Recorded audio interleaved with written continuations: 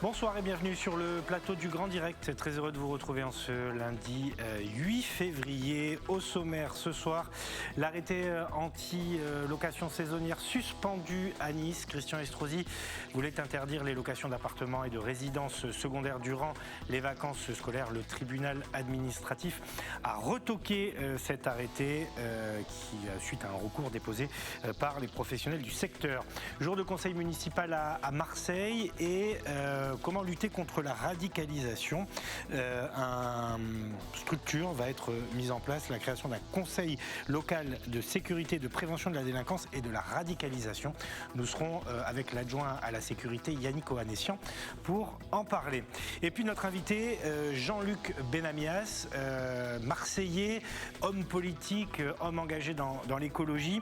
Il est aujourd'hui membre du Conseil économique, social et environnemental. Il a été notamment député européen. Il sera notre invité pour passer en revue toute l'actualité du moment. Voilà pour le sommaire de ce grand direct. Bonsoir Eric. Bonsoir Nicolas. Très heureux de vous retrouver. C'est un petit peu la routine désormais. Les conducteurs, comme on dit, se bouleversent. Yannick Ohanessian est pour le moment en séance du conseil municipal, donc pas sûr que nous l'ayons en début d'émission. Il devrait être avec nous pour la deuxième partie de ce grand direct pour évoquer donc les questions de radicalisation à Marseille. Mais d'abord, le premier sujet, lui, ne bouge pas. Cette décision, ce jugement du tribunal administratif de Nice, l'arrêté anti-location saisonnière pris par Christian Estrosi est retoqué. Les explications sont signées Claudia Olivier. Le jugement est tombé en fin d'après-midi. L'arrêté anti-location saisonnière de la ville de Nice est retoqué.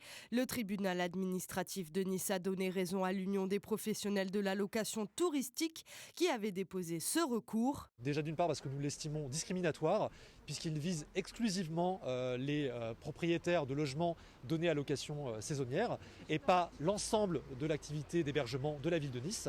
Et aussi parce que l'argument qui serait de dire que la ville de Nice aujourd'hui fait face à une épidémie très forte, que nous ne contestons pas d'ailleurs, à notre sens, aurait dû donner lieu à un arrêté préfectoral, car le virus ne circule pas qu'à Nice, mais bien dans toute la région. Christian Estrosi, le maire de Nice, espérait interdire les locations d'appartements et autres résidences secondaires durant les vacances en raison de la pandémie du Covid-19. Les flux de touristes représentant un risque à ses yeux, le tribunal a donc jugé illégale cette mesure prise à Nice. Voilà, la justice et le droit ont parlé. On l'avait évoqué avec le directeur de cabinet du préfet, ce risque. Le droit a été dit. C'est un coup dur quand même pour Christian Estrosi. Oui, ça fait parler. En tout cas, ça fait parler. Ça fait parler lorsque le maire prend cette décision. Et puis ça fait parler quand le tribunal administratif la retire. Je pense que peut-être que Christian Estrosi n'avait pas l'ambition de voir cet arrêté aller jusqu'au bout. Mais en tout cas, il peut toujours se prévaloir du fait qu'il essaie de prendre des mesures pour éviter que la pandémie prenne de l'ampleur. Ça, c'est une chose. Maintenant, les deux arguments qui ont été avancés tout à l'heure semblent incontournables. Il s'agissait de location saisonnière et non pas de location annuelle, donc il y a un aspect discriminant. Et puis par définition, le virus, il n'est pas juste cantonné aux locations saisonnières de la ville de Nice. Donc dans les deux cas de figure, c'est vrai que la décision de Christian Estrosi pouvait paraître un peu brinque-ballante. Voilà, la justice est passée.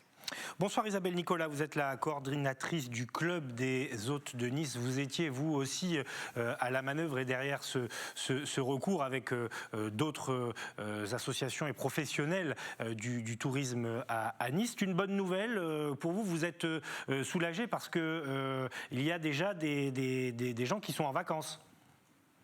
Voilà, tout à fait. Écoutez, oui, on se réjouit vraiment de la décision qui a été prise par le tribunal administratif, même si on n'avait pas vraiment de doute sur l'issue de la procédure, compte tenu des arguments et des faits sur lesquels repose l'arrêté. Donc on se félicite de cette décision qui quelque part fait justice. Et on espère, nous en tout cas, que ce sera l'occasion pour nous de pouvoir ouvrir un vrai dialogue avec la municipalité, chose qu'on essaye de faire depuis plusieurs années, pour que des situations comme celle qu'on vient de vivre ne se reproduisent pas, Voilà. On va y revenir à la suite et à ce que ça peut engendrer comme conséquence. Mais est-ce que vous craignez maintenant que le préfet tente à son tour de prendre un arrêté, ou vous ne le sentez pas parti pour prendre une telle mesure ? Écoute, moi je ne pense pas, parce qu'il aurait pu la prendre en premier lieu. Donc s'il ne l'a pas prise, je pense qu'il a ses raisons. L'arrêté de M. Estrosi, voilà, comme vous disiez, retoqué.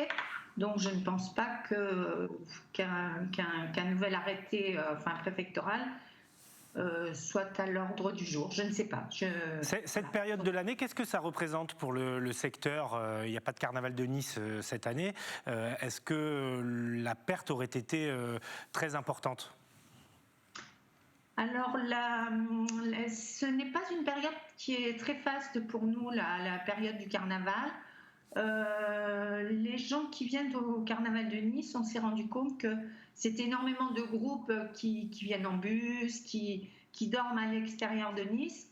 Le carnaval n'est pas un événement qui nous apporte énormément de... Mais est-ce qu'habituellement, à cette période de l'année, pendant les vacances scolaires d'hiver, il y a du monde qui loue sur les plateformes bien connues ou chez les particuliers ? Oui, mais c'est pas comme la saison estivale, par exemple. Là, on estime à peu près la perte par rapport aux mêmes périodes de l'année précédente à 60%. C'est-à-dire qu'on fait à peu près 40% de notre chiffre d'affaires, on va parler en termes d'argent, cette année par rapport aux années précédentes.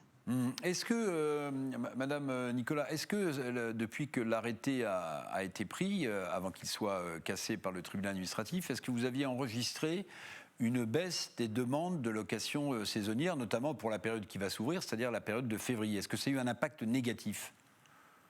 Alors, une baisse, effectivement. Avant l'annonce de l'arrêté, il y avait déjà une baisse parce que les gens réservent vraiment au dernier moment. On est dans une période où il est difficile d'anticiper tout ce qu'on peut faire, tout ce qu'on a le droit de faire. Donc c'est vrai qu'effectivement, il y avait déjà une baisse.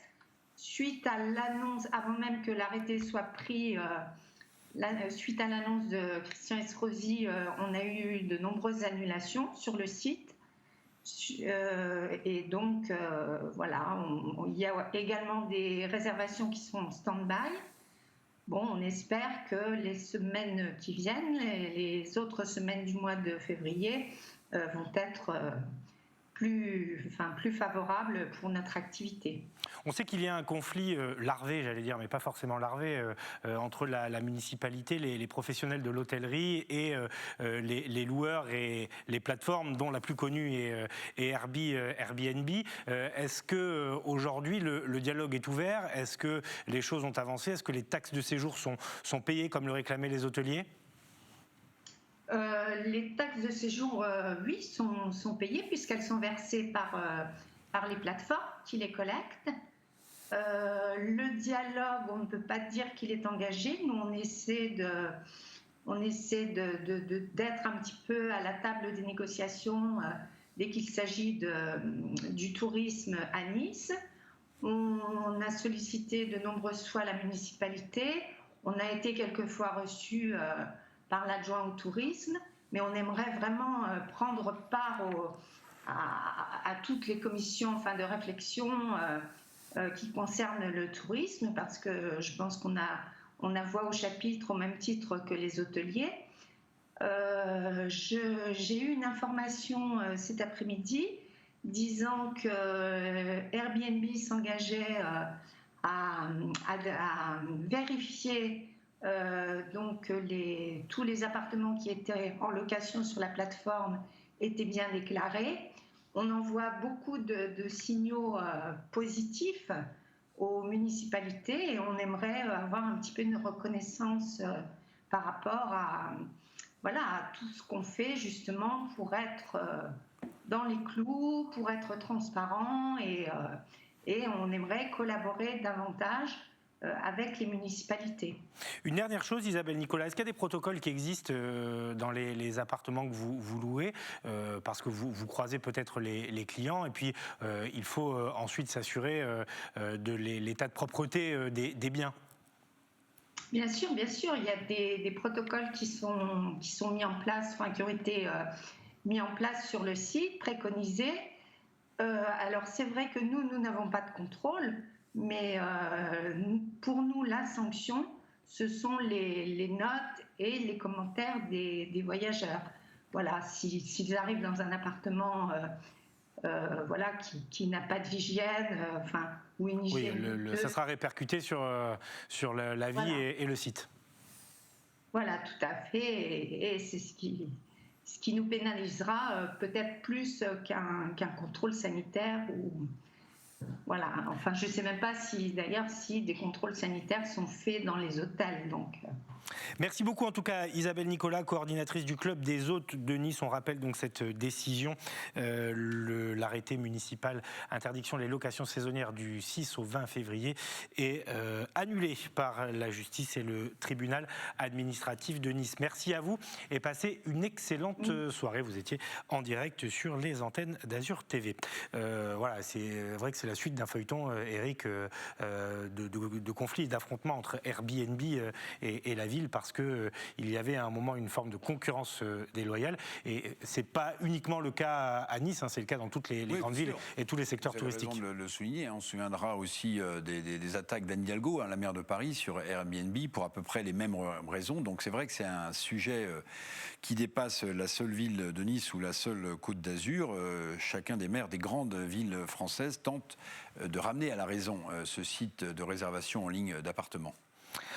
Le conseil municipal de Marseille, alors ça se complique pour Yannick Ohanessian, puisque ce sont ces délibérations qui sont actuellement traitées au conseil municipal de Marseille, et je pense qu'on va avoir du mal à l'avoir dans le créneau qui nous est imparti jusqu'à 19h30. On ne perd pas espoir. Stéphanie Mossman est sur l'affaire. On souhaitait parler de ce conseil de lutte contre la délinquance et la radicalisation. Au pire, on lui proposera d'intervenir demain dans ce grand direct.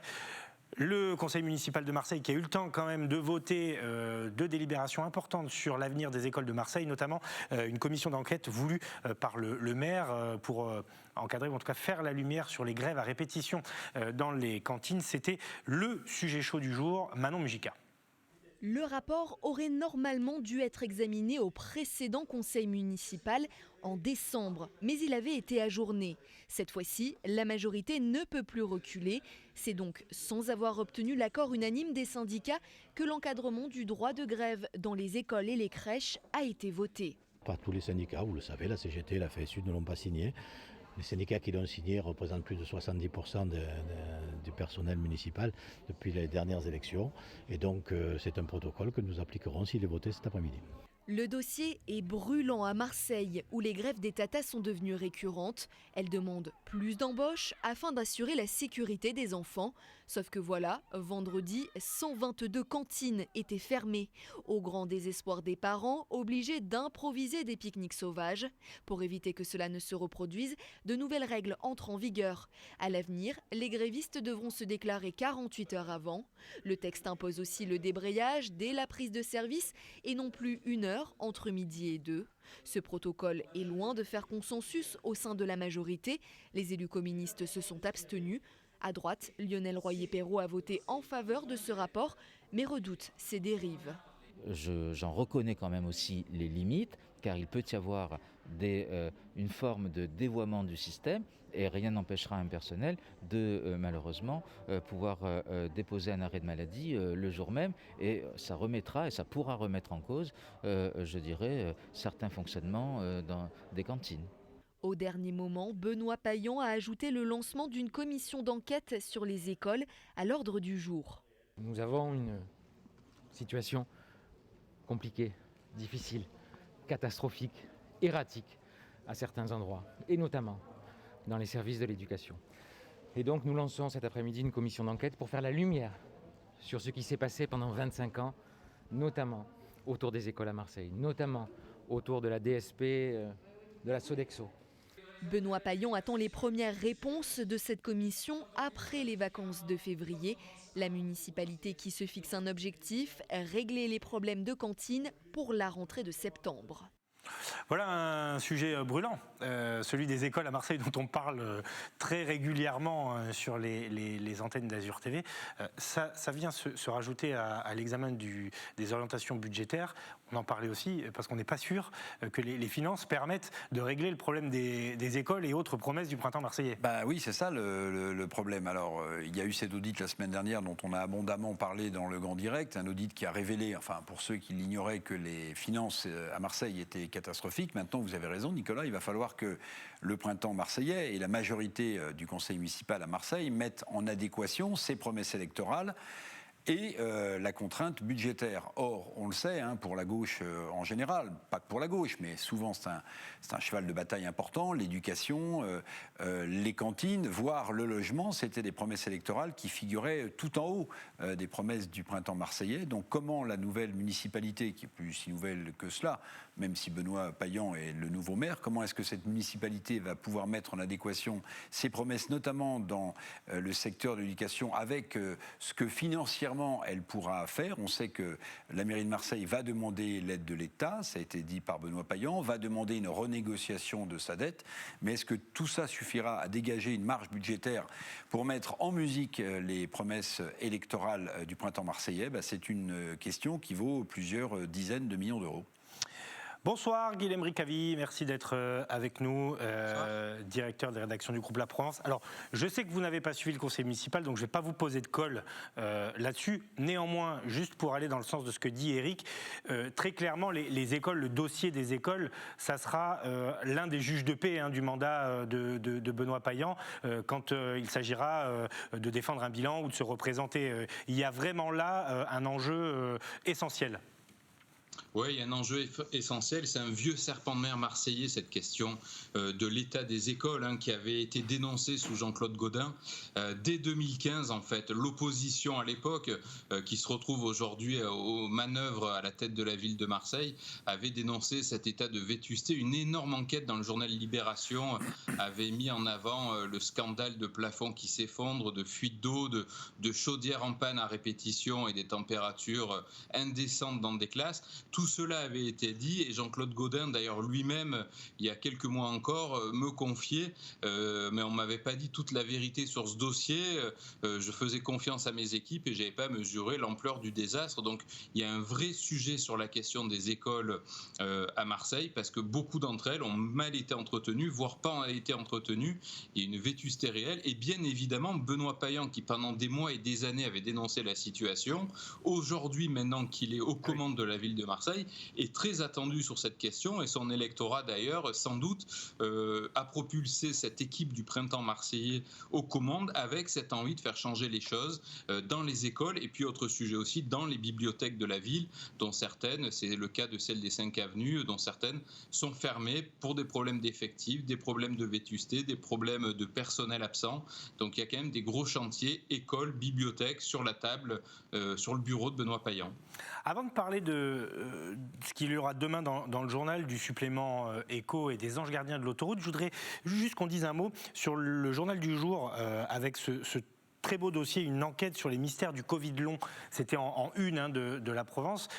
Ces sujets, ces patients qui ont attrapé le Covid, qui n'ont pas forcément développé de forme très, très grave, mais qui ont encore des symptômes et qui sentent encore l'effet du virus dans leur corps des mois après. C'est arrivé à des patients jeunes, pas forcément souffrant de comorbidité. C'est assez édifiant. Alors, ce ne sont pas la majorité des cas, mais voilà, ce sont des témoignages et des histoires touchantes.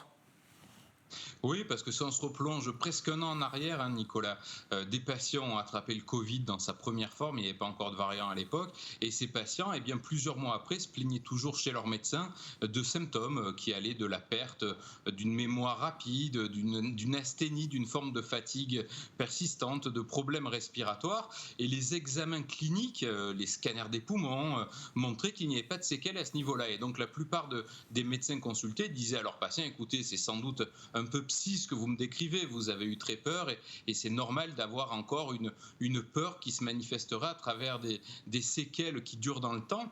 Mais en fait, pas du tout. Une équipe de chercheurs marseillais a montré, à l'aide de PET scans, ce sont des scanners très précis du cerveau, et bien que le cerveau gardait des traces de cette infection au coronavirus et qu'il gardait donc des séquelles qui avaient des impacts réels, des impacts sur la perte de goût, d'odorat, de fatigue, de perte de concentration, de maux de tête. Et donc cela a été attesté par des images du cerveau très précises qui montrent que certaines zones du cerveau ont du mal à fonctionner plusieurs mois après avoir été malades du Covid. Et donc ces scientifiques marseillais, qui sont sans doute parmi les meilleurs au monde en matière d'imagerie médicale, ont mis en place justement des séances de rééducation pour réapprendre aux gens à retrouver leur goût avec des exercices simples. On leur fait sentir des odeurs dans des petits flacons, des odeurs successives. On leur réapprend petit à petit à les découvrir. Mais en tout cas, ça rassure un bon nombre de patients qui étaient très inquiets de devenir un petit peu fous en fait, en se disant j'ai eu la maladie, on imagine. Tout va bien, mais en fait pas du tout. Mais oui, il y a une vraie preuve scientifique aujourd'hui qui atteste d'une pathologie qui peut durer dans le temps, et qui reste encore très mystérieuse pour les scientifiques, mais qui a une véritable existence. Le cerveau qui reste d'ailleurs lui-même très mystérieux pour les scientifiques. Tout autre chose, demain dans la Provence, vous allez vous intéresser à ces anges gardiens de l'autoroute. Est-ce que ce sont les fameux patrouilleurs ?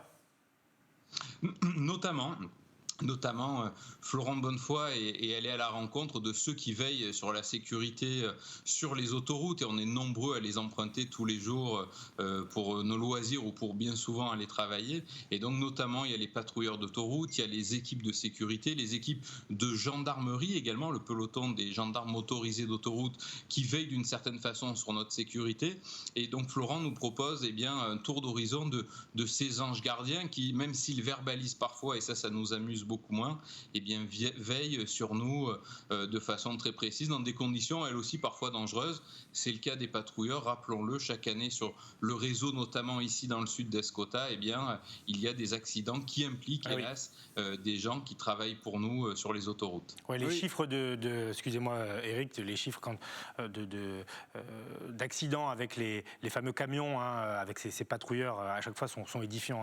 Il y en a 40-50 par an, des patrouilleurs qui sont percutés alors qu'ils travaillent. Donc effectivement, dossier très intéressant à retrouver demain. Oui, à vous, Eric. Et sur ce sujet, Guilhem, on est dans une région où on peut le dire, la 8, l'autoroute qu'on prend de Nice et même au-delà, à Marseille et même au-delà, c'est une autoroute qui emmagasine beaucoup d'accidents tous les ans. C'est pas, je ne vais pas dire qu'elle a le record d'accidents, je n'en sais rien, mais en tout cas, on sait que c'est une autoroute particulièrement dangereuse.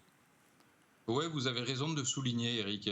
En effet, elle est dangereuse à la fois parce qu'elle est très empruntée. Il y a notamment une circulation de poids lourds et de transports transfrontaliers. C'est la porte d'entrée vers l'Italie et dans l'autre sens de l'Italie vers la France. Donc, elle est très empruntée par des poids lourds. Elle est très empruntée de façon globale parce que c'est le seul axe de transport routier entre l'Est et l'Ouest de la région. Au final, si on est un peu pressé, c'est bien la seule solution pour aller de Menton à Montpellier. Et puis c'est aussi une région où parfois, c'est ce que nous disent les forces de police qui interviennent sur l'autoroute, on s'autorise quelques libertés avec la vitesse, et d'ailleurs il n'est pas rare de se faire doubler sur cette autoroute A8, mais également un petit peu plus loin sur l'A7 par des véhicules qui roulent un petit peu trop vite. Et c'est ces chauffards-là que les services de police tentent d'arrêter dans leur envol, parce qu'ils peuvent être responsables au volant de bolide lancé à plus de 200 km/h, responsables d'accidents. Et en tout cas, Eric ne se fera jamais attraper pour excès de vitesse, parce que je sais que vous êtes très prudent. Oui, je suis très prudent. Il ne faut pas être trop prudent non plus. Il faut rouler une bonne vitesse sur l'autoroute. Et autoroute très sinueuse aussi, ce qui n'arrange pas les choses, beaucoup de virages et peu de visibilité. Rapidement pour terminer, demain, supplément éco avec la filière liège. Elle existe toujours dans notre région? Alors écoutez, cette filière existe et elle a même une grande renommée puisque on produit notamment dans le Var des chênes lièges sont plantés dont on extrait l'écorce pour faire des bouchons de liège qui sont désormais utilisés pour les plus grands crus. Alors on fabrique de très bons vins, particulièrement des rosés dans le sud de la France, mais on fabrique également les bouchons pour fermer ces délicieux flacons et on n'est plutôt pas mauvais dans la discipline. Et il y a une véritable filière économique autour de cette activité qui est une activité de niche puisqu'on voit bien que les bouchons aujourd'hui sont remplacés par des matières synthétiques de type plastique, mais bien évidemment pour les plus grands crus que l'on affectionne, et vous Eric et Nicolas les premiers je pense, eh bien on continue à avoir des bouchons en liège de grande qualité qui sont pour la plupart encore toujours produits ici chez nous avec des arbres, notamment dans le Var. Merci beaucoup, mon cher Guilhem. On se retrouve demain, bien sûr. Passez une bonne soirée. Puis on lira donc tout ça demain dans les colonnes de la Provence.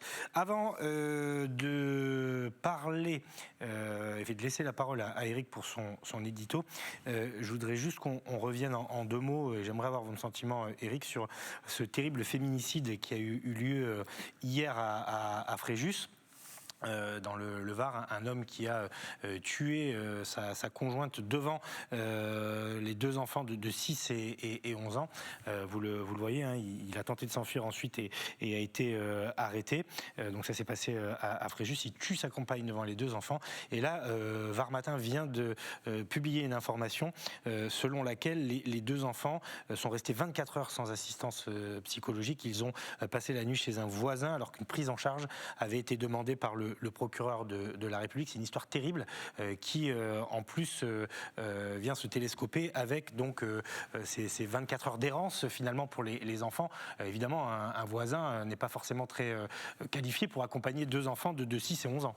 Non, vous avez raison. Alors, il faudra évidemment que l'enquête fasse toutes ses lumières sur cet épouvantable drame absolu. Je pense qu'il n'y a rien de pire que de voir évidemment sa maman disparaître lorsqu'on est deux enfants. Mais il faudra peut-être aussi que l'enquête nous explique pourquoi précisément ces deux enfants sont restés 24 heures chez un voisin avant d'être aidés psychologiquement. Il n'y a pas grand-chose à dire d'autre, sinon que est-ce que c'est un drame absolu, terrible, dû à la crise sanitaire que l'on vit? Est-ce que ce couple était en difficulté? Enfin, rien de légitime, évidemment, un acte aussi atroce, mais j'ai hâte, en tout cas, d'en savoir plus et que cette enquête aille jusqu'au bout, y compris pour la non-prise en charge des deux enfants pendant 24 heures, vous avez raison. Et un petit peu plus léger malgré tout, mais ça fait aussi la une de l'actualité. Et puis ce sera à vous ensuite, Eric. Hier soir, il y avait le Classico OM-PSG. Oui. Et 97 personnes se sont fait verbaliser dans un bar à chicha à Marseille. Ils ont été surpris en train de regarder le match. Donc voilà, la police a fait un carton, forcément. 97 personnes donc rassemblées pour suivre la défaite de l'OM hier soir. Oui, je ne savais pas qu'il y avait des bars chicha qui pouvaient contenir 100 personnes pratiquement. Bah écoutez, apparemment, en tout cas, voilà, on rappelle que c'est interdit, que c'est imprudent et que c'est dangereux pour la santé publique, ce genre de rassemblement. Ils ont tous été verbalisés à 135 €, donc le montant de la somme récupérée ce soir-là a dû être assez coquet. Eric, c'est à vous, votre édito. Oui, on peut parler d'argent encore, mais alors là, on ne parle plus de centaines d'euros, mais de milliers de milliards d'euros. C'est le niveau de la dette française. Alors vous l'avez peut-être noté, hier, Christine Lagarde, dans le journal du dimanche, a fait... l'État avec ses déclarations d'une sorte de petite bombe. Christine Lagarde, c'est la présidente de la Banque Centrale Européenne. Elle répondait finalement à une tribune d'une centaine d'économistes qui disaient mais il faut annuler la dette, notamment la dette Covid contractée par la France pour essayer d'acheter des masques, de soutenir le chômage partiel et d'aider les entreprises. Il faut quand même savoir, Nicolas, que la dette française représente aujourd'hui 2700 milliards d'euros, c'est-à-dire quasiment 120% de la richesse créée annuellement par la France, 120%, alors que je vous rappelle que les règles européennes, normalement, nous interdisent de dépasser la barre des 60%. Alors les arguments de Christine Lagarde, ils sont simples. Un, elle dit avec certain bon sens. Une dette, ça se rembourse, qu'on soit un État ou qu'on soit un ménage. Quand on emprunte de l'argent, mais évidemment, il faut le rembourser. 2, que les lois européennes ne le permettent pas. Et puis 3, qu'un État qui ne rembourse pas ses dettes, ensuite, il est condamné à ne plus pouvoir emprunter parce que les marchés financiers lui fermeraient la porte d'éventuels emprunts. Alors, battons en brèche ce dernier argument. Il y a des pays dans l'histoire, comme l'Argentine ou la Russie, avec les fameux emprunts russes, dont se souviennent les Français et les Anglais, qui n'ont jamais rien remboursé et qui pourtant ont pu emprunter par la suite ou sur les marchés financiers ou auprès du FMI, le Fonds monétaire international. Ce qui est juste, en revanche, c'est que si la France étouffe sous ses 2700 milliards d'euros de dette, c'est qu'elle n'a pas réformé ses dépenses étatiques, et cela depuis des décennies.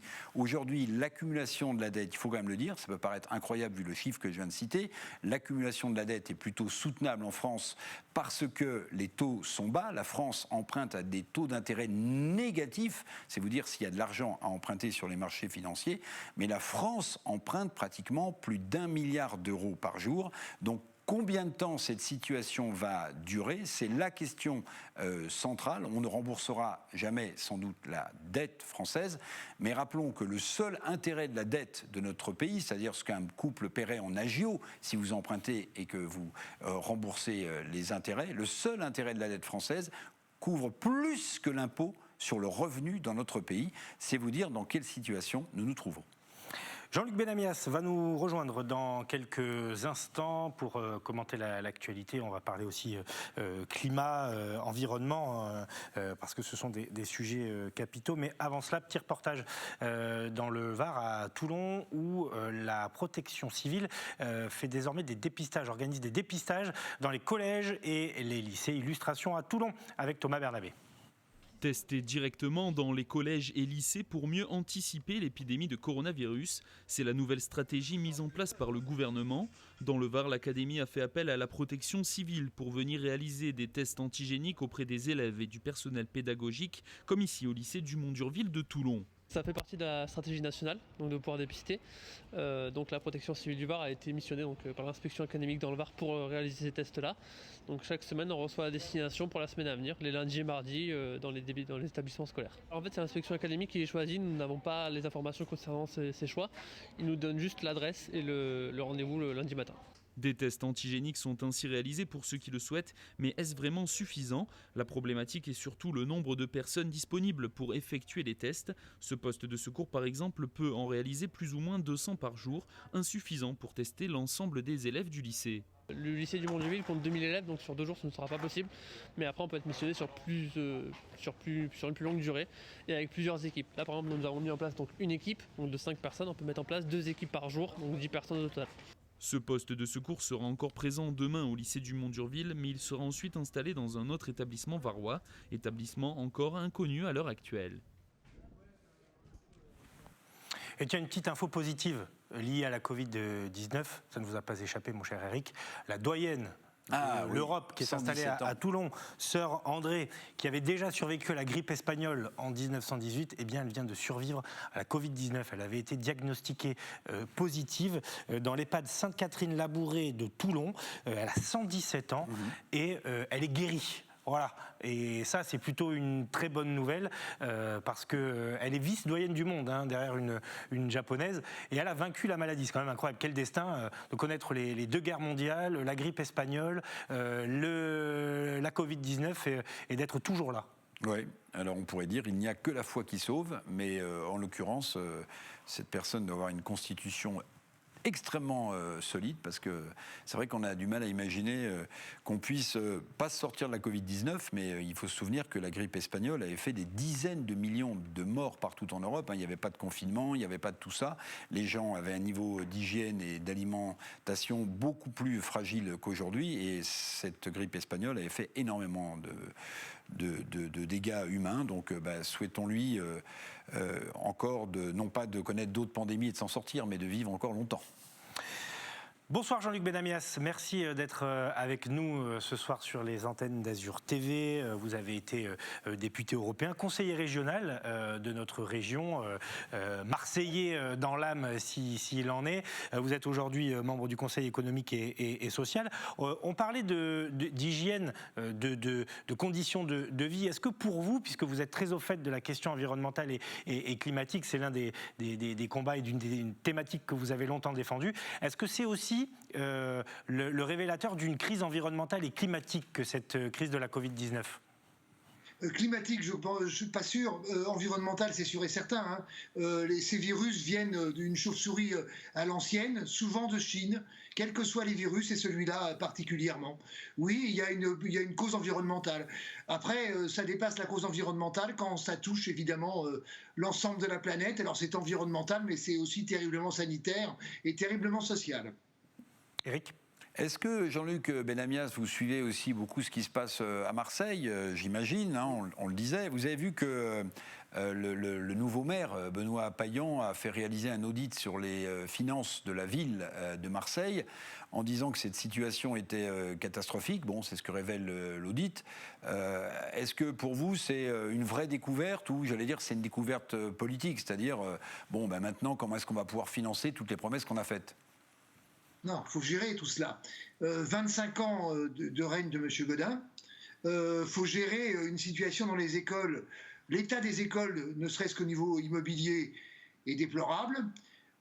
Cette crise, avec toutes les aides qui sont les salariés aidant dans les cantines et autres, n'est pas une crise nouvelle. Il y a eu des grèves successives depuis maintenant plusieurs années. C'est la complexité de tout ça, et il a annoncé, et je trouve ça bien, une commission d'enquête, alors c'est plus fort qu'un audit, sur la situation, comment on en est arrivé là, et qu'est-ce qu'il faudrait faire évidemment, et les propositions qu'il faudra faire pour résoudre le problème qui touche l'ensemble des parents d'élèves et l'ensemble des professionnels de l'éducation nationale qui se trouvent dans des situations extrêmement compliquées régulièrement. Il y avait encore... Benoît Payan l'a dit tout à l'heure, 120 écoles en grève aujourd'hui, plus les écoles fermées à cause du Covid. Mais de quelle marge de manœuvre dispose la mairie ? Parce que les finances sont dans le rouge. Un plan école à Marseille, ça chiffre quasiment en milliards. J'exagère un peu, mais... Oui, c'est pour ça que le maire, Benoît Payan, aujourd'hui, demande 1 milliard d'euros à l'État. Car cette situation, Marseille n'a pas, évidemment, tout seul, Marseille n'a pas les moyens de payer tout cela. Marseille est une ville, chacun le sait, est une ville plutôt pauvre. Est-ce que Marseille est ruinée ? Non, une ville ruinée, ça n'existe pas, comme un État ruiné, ça n'existe pas.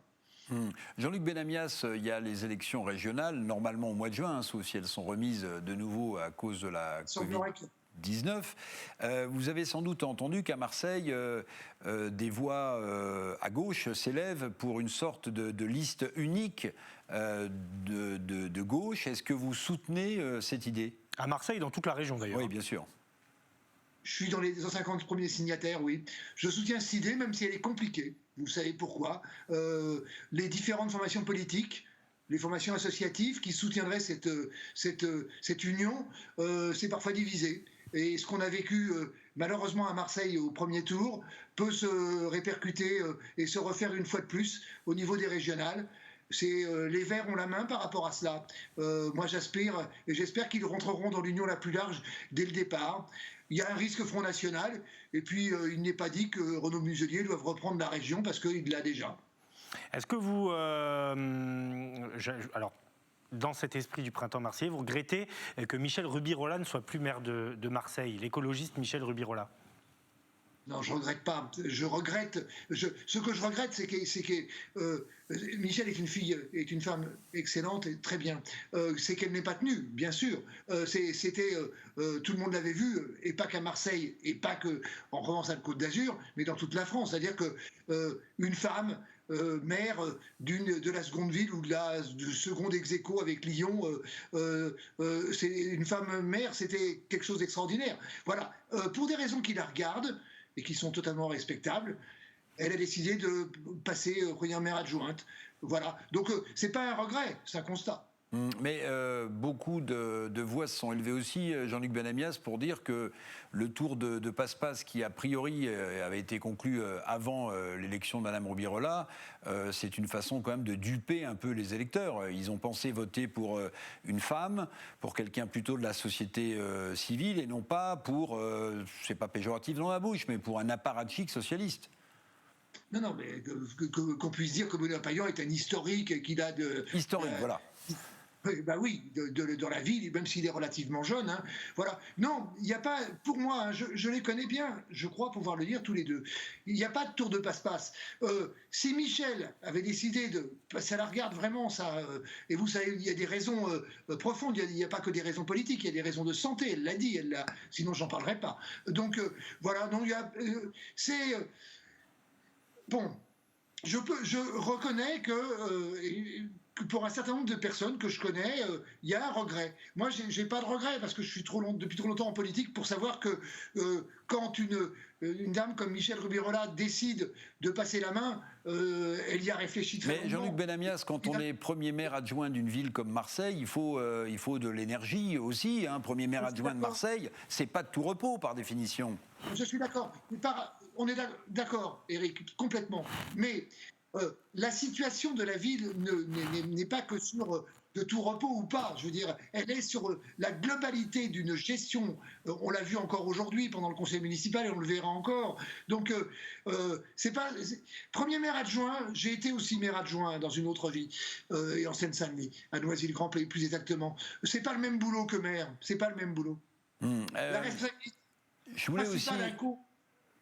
bon maire, excusez-moi.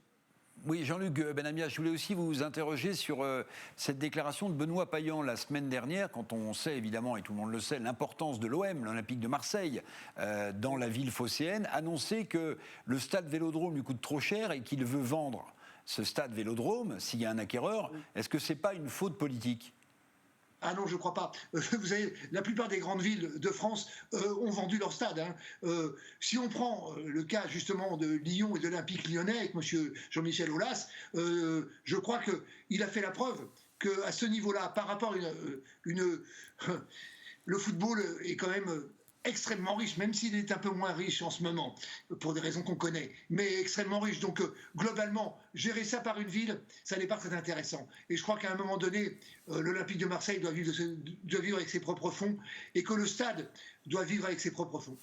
Vous l'avez vu, l'Olympique de Marseille est en crise. Vous aimez le foot, hein, vous êtes un passionné de football. Oui. Qu'est-ce que vous souhaitez à l'Olympique de Marseille ? Que la direction actuelle change, que le club soit vendu pour retrouver une forme de stabilité ? Non, que les joueurs recommencent à jouer ensemble, c'est ce que j'attends et ce que je crois que c'est ce qu'attendent l'ensemble des supporters de l'OM. C'est-à-dire, on voit bien qu'il y a une ambiance pas terrible dans le club. Heureusement, il y a Mandanda qui fait plus qu'œuvre utile. Voilà. Après, savoir s'il faut changer la direction, s'il faut changer le propriétaire, écoutez... ça peut se faire en football, tout peut arriver, hein, je veux dire, tout peut se faire. Mais l'important pour moi, c'est qu'ils finissent la saison en essayant de faire le mieux, c'est-à-dire de jouer ensemble. Je voudrais qu'on parle, pour terminer, d'environnement et de climat. Alors, on va évoquer des choses un peu plus générales ensuite, mais je voudrais vous montrer ce petit reportage réalisé à Vitrolles, parce que la ville vient de lancer une grande opération choc pour appeler les vitrolés à recycler et à mieux gérer leurs déchets. Valentin Rodriguez. Des dépôts sauvages en plein milieu d'un rond-point. C'est la nouvelle opération lancée par la ville de Vitrolles. 30 mètres cubes de déchets déposés sur le rond-point de Pierre Planté, l'un des plus passants de la commune. L'objectif, responsabiliser les vitrolés qui ont tous un rôle à jouer dans la propreté de leur ville. L'intérêt de cette opération, c'est clairement d'éveiller les consciences. Nous avons voulu faire une opération choc en interpellant les personnes qui pensent que jeter les affaires dont on ne se sert plus sur la rue, c'est normal. Eh bien non, c'est pas normal. Et nous avons décidé d'activer le volet répression. Nous ramassons 2600 tonnes de déchets par an, en supplément de ce qui est déjà ramassé par les services de la métropole. Nous disons stop. Et nous avons pris le risque de déposer des encombrants en plein milieu du rond-point principal de la ville pour faire passer notre message et dire nous n'assumerons plus les incivilités. Pour amplifier cette action, La ville hausse le ton en matière de salubrité publique, avec le principe « tu salis, tu payes ». Désormais, en complément de verbalisation d'infraction, des frais de remise en état sont appliqués aux contrevenants.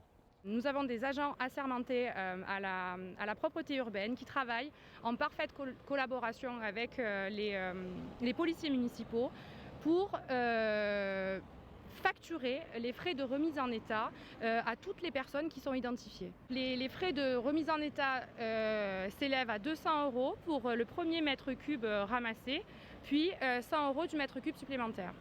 35 agents municipaux assermentés sont mobilisés par la ville toute l'année. Ils procèdent à des constats de dépôts sauvages, appuyés par un système de vidéosurveillance. Nous avons un système de vidéosurveillance qui est très performant sur la commune, puisque nous avons à peu près 134 caméras qui nous permettent, par le biais des agents qui sont derrière, qui savent savoir qu'ils travaillent 24 heures sur 24, 7 jours sur 7. Si on constate par le biais de la caméra un dépôt sauvage et qui est en flagrant délit, là on dresse un procès verbal qui est envoyé au parquet. La ville recherche actuellement 7 agents supplémentaires de la propreté urbaine. Les 30 mètres cubes de déchets installés sur le rond-point Pierre Planté resteront jusqu'à jeudi matin. Voilà, Jean-Luc Benamias, la question environnementale et climatique, là, dans le concret, au jour le jour. La répression, alors, finalement, quand même, pour responsabiliser les gens. Je ne sais pas si on fait que de la répression, il faut aussi de la pédagogie dans cette affaire, puisque vous voyez bien que les déchets qui sont déposés sur ce rond-point sont des déchets quasiment tous récupérables, en tout cas dans ce que j'ai regardé. Je les félicite.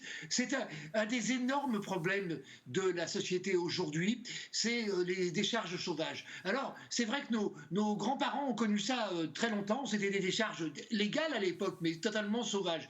Puis on a essayé de régler le problème. Voilà, les déchetteries sont une excellente chose. Le problème, c'est que quand on fait ça, si on a trop de mètres cubes, il faut payer. Et donc les gens, certaines personnes, mettent ça n'importe où. Il y en a partout. Et ça s'est additionné d'ailleurs pendant le confinement, puisque un certain nombre de déchetteries étaient fermées, d'ailleurs elles étaient toutes fermées. Et pendant le confinement, on a vu renaître, malheureusement, le terme est impropre, des décharges sauvages un peu partout en France. Voilà. Bonne décision du maire, de M. Gachon. Bonne décision. C'est pédagogique.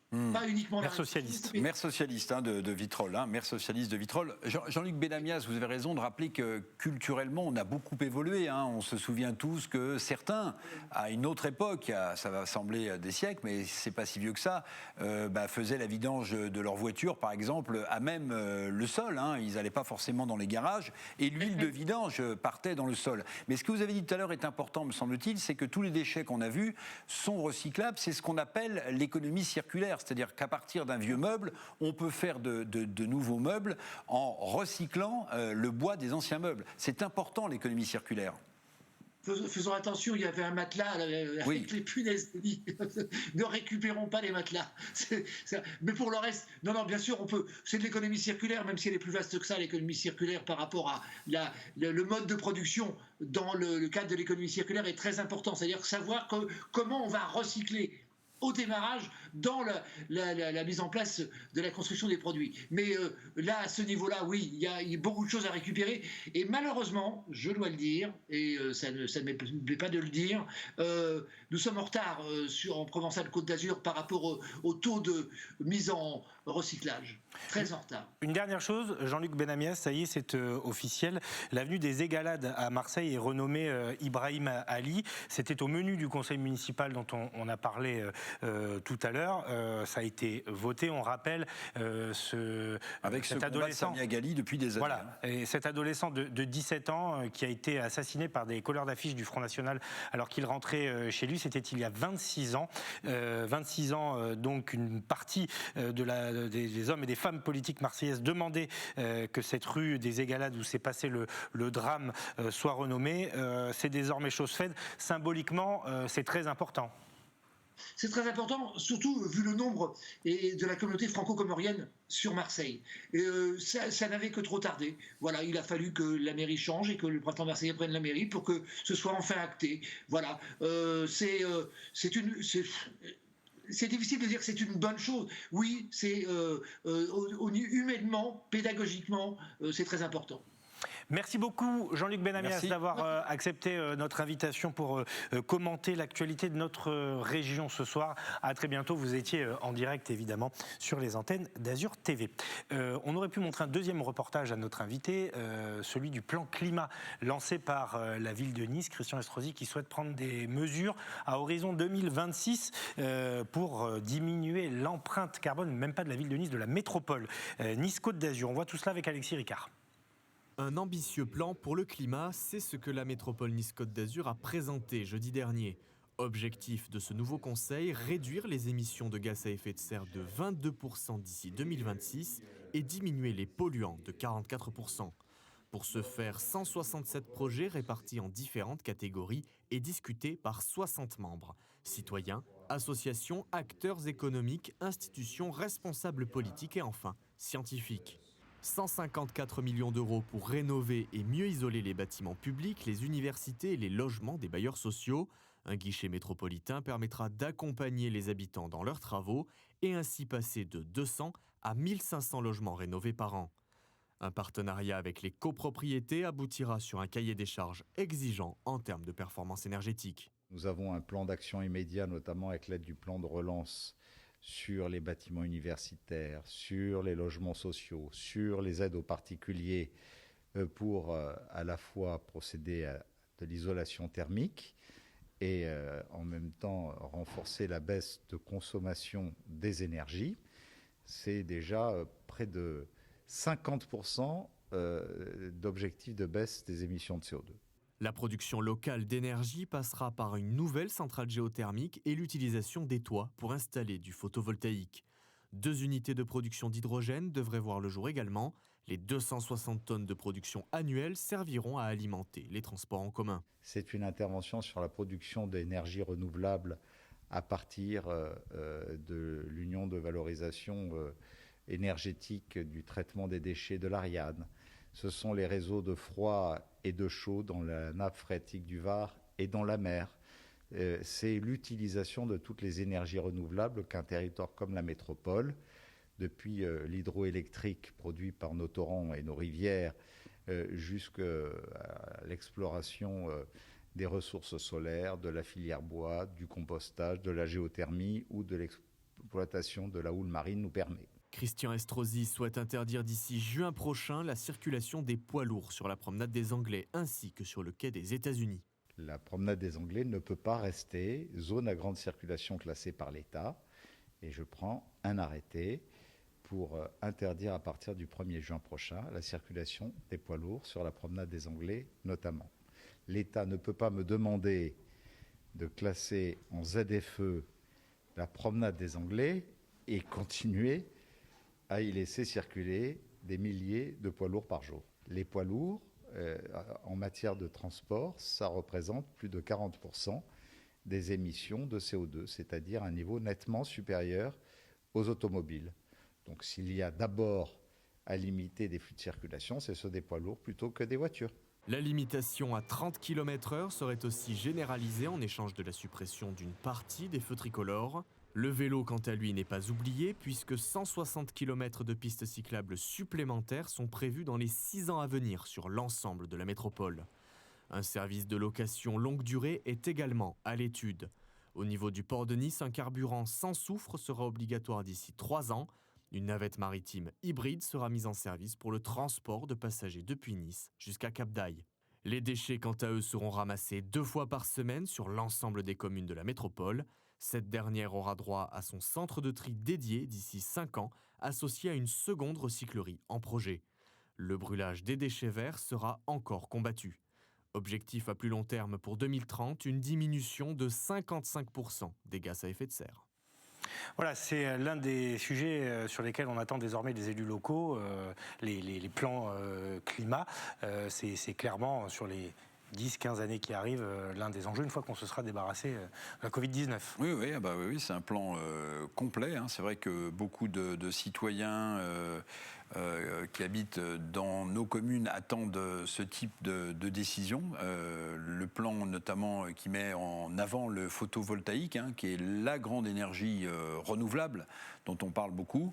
Bon, seul petit problème quand même sur le photovoltaïque, parce qu'il y en a un pendant des années, l'État français a subventionné l'achat de panneaux photovoltaïques pour que les toits de nos maisons soient couverts, pour que les toits des bâtiments officiels le soient également. Le seul problème, c'est qu'en fait, on n'avait pas de filière de construction des panneaux photovoltaïques et qu'on les importait tous de Chine. Donc, on creusait notre commerce extérieur en défendant le climat dans nos pays, sur notre région. Voilà. Mais espérons que ceci appartient au passé et qu'aujourd'hui, on a en France une filière de construction de panneaux photovoltaïques.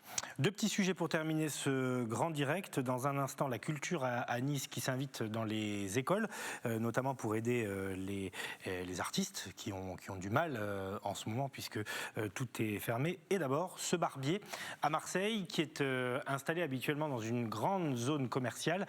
Mais elle est fermée puisque sa surface est supérieure à 20 000 mètres carrés. Eh bien, il s'est installé dans un restaurant pour pouvoir continuer à travailler. Reportage, évidemment.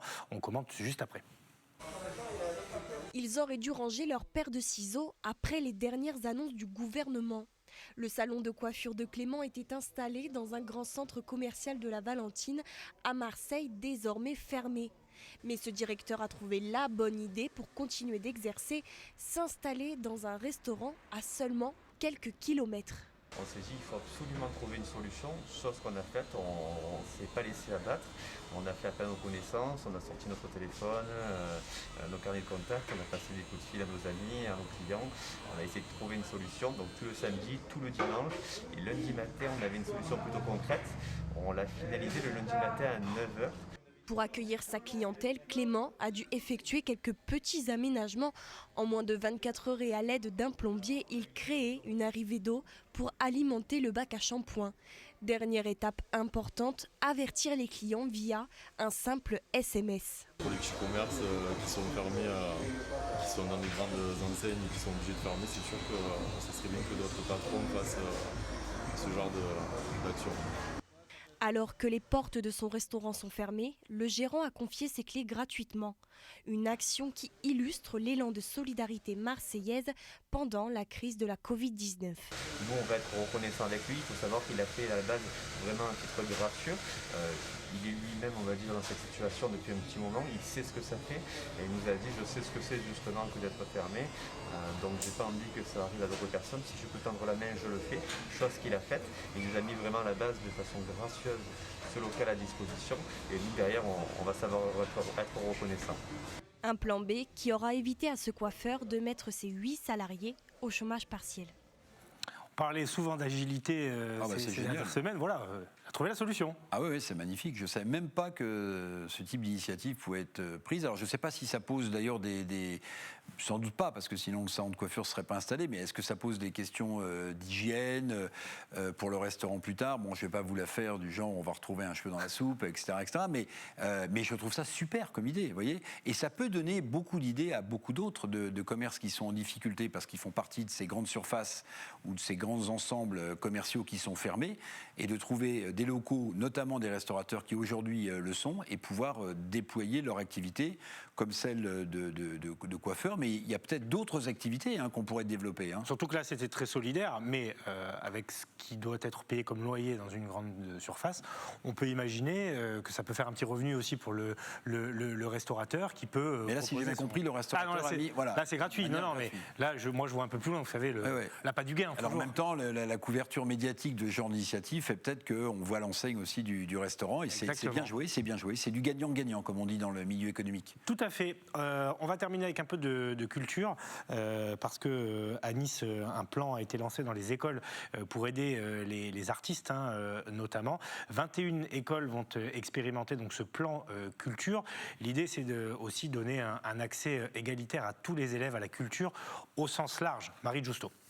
Musique, littérature, théâtre, arts plastiques, la ville de Nice lance son plan 100% culture dans ses écoles. Objectif que chaque écolier de maternelle et de primaire ait accès à cette nourriture de l'esprit, capitale en cette période de pandémie, le rappelle le recteur de l'Académie de Nice. À travers les projets que nous développons dans ce cadre-là, eh bien, on développe leur sensibilité, leur esprit critique, leur créativité. Et c'est quelque chose d'important dans la formation tout simplement de nos jeunes élèves. Un volet de résidence d'artistes au sein même des écoles et un volet d'ateliers pratiques artistiques au sein même des écoles également. Donc c'est une nouvelle initiative qui nous permet d'aller encore plus loin dans le développement du 100% éducation artistique et culturelle dans les écoles de la ville de Nice. Un plan échafaudé pour aider les écoliers à s'ouvrir à la culture, un programme gagnant-gagnant car les artistes privés d'événements vont pouvoir retrouver la saveur du public. C'est effectivement pour rapprocher les élèves de la culture, ou plutôt pour ramener la culture aux élèves. Et d'autre part, c'est aussi un moyen pour nous de venir en soutien aux acteurs culturels locaux qui sont en difficulté. Et c'est un moyen pour eux de leur fournir une véritable activité qui sera récurrente, permanente pendant toutes les années à venir et dans tous les niveaux de classe, aussi bien de la plus petite maternelle qu'au CM2. Ce plan Nice 100% culture sera lancé dès la rentrée 2021 avec une expérimentation sur 21 écoles niçoises.